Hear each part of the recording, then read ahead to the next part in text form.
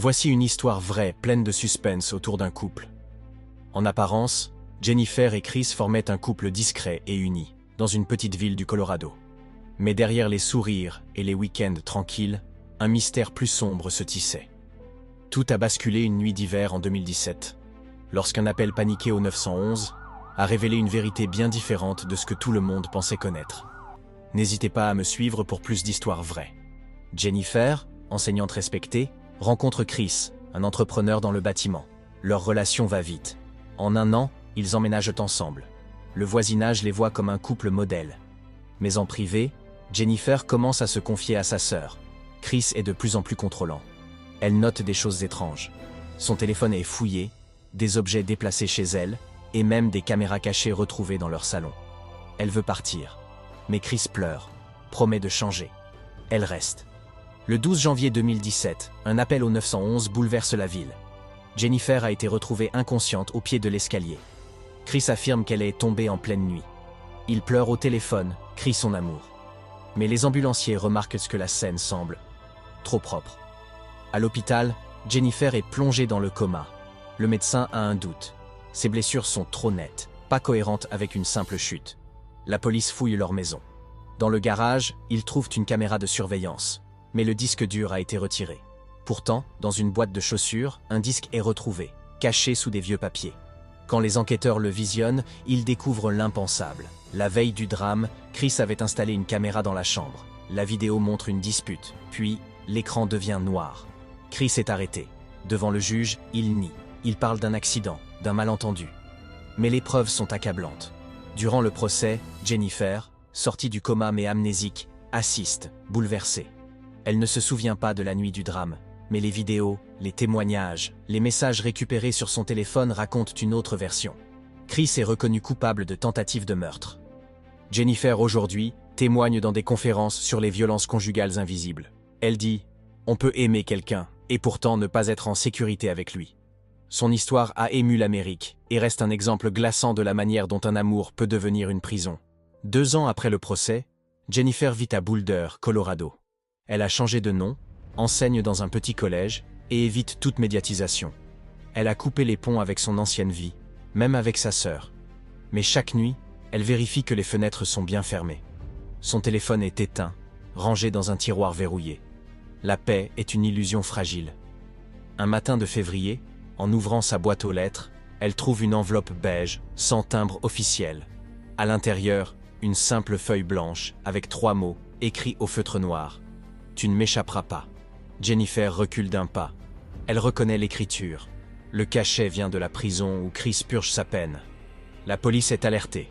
Comment un détenu condamné à 20 ans a-t-il pu contacter Jennifer?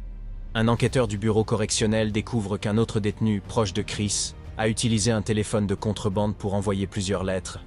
Et pas qu'à Jennifer. Chris manipule depuis l'intérieur. Il a tissé un réseau toxique, fait de dettes, de pression et de vengeance.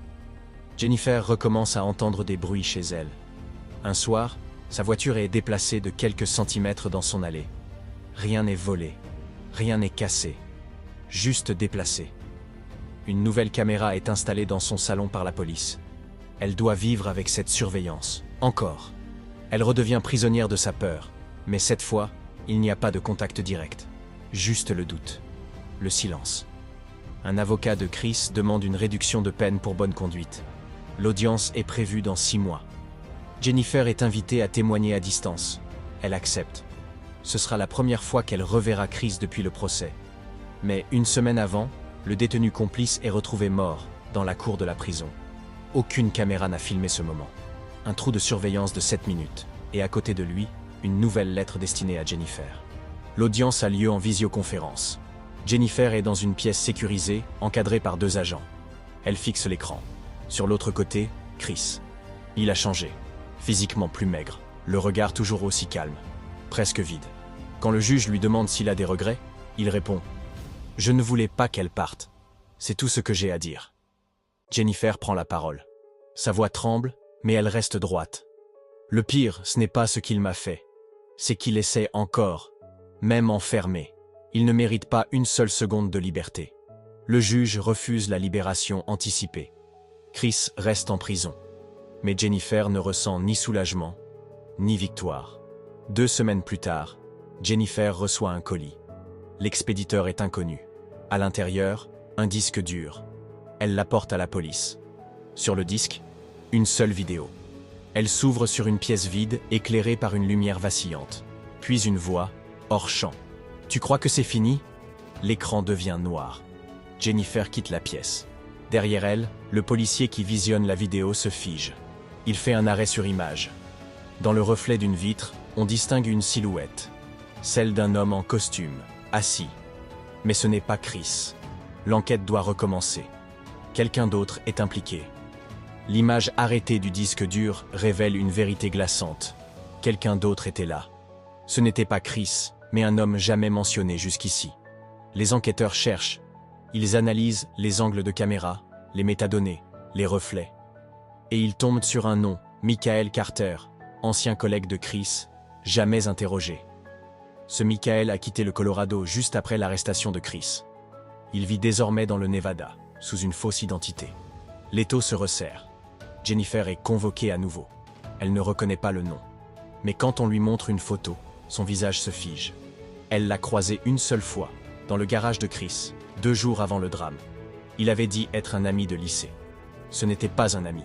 C'était le seul homme à qui Chris faisait encore confiance.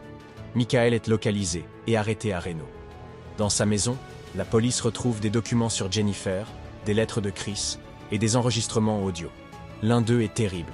Chris, dans l'enregistrement, « Si jamais je tombe, tu sais quoi faire.